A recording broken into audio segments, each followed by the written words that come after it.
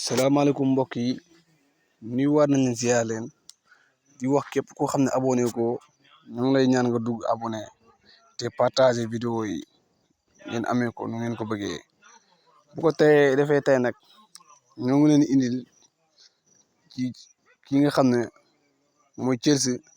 ak Arsenal nag ku ne xam ne ñoom ñaar moom seen match musul yomb ñoo ngi leen jox daje dimanche nag à 16h30 foofu ci stade London mooy stade Chelsea bu ko defee nag ñu ñëw ci Pape Thiaw mi nga xam ne nag joxe na lii di liste Sénégal bile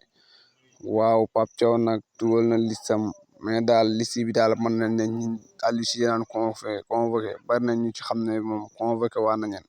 ba ñiñ ci jot a ràññee ñoo xam ne xamuñu leen woon ci sélection bi mooy ñaari xale yooyu noonu kii di Cheikh Tidiane Sabaly ak ki nga xam ne mooy Ibrahima Seck ñu jigee foofu jàll fële ca Sky Sport ma ngi xamal ne daal kii di David Alaba moom diggante daaw ba ren daal gisuñu ko ci terrain yi gisuñu ko musol maye naan day fubal waaye nag dafa mel ne moo ngi waaj a defaat retour ña ngi ca gis ci terrain we ma ngay def entraînement individuel donc kon suñ ko xaaree daal fii ak 1 mois wala fii ak 1 mois 15 jours daal dina defaat retour ci yooyu terrain ñu leen jox dig daje ba suba ak jàmm incha allah ñu joxaat leen yeneen ñi leeral.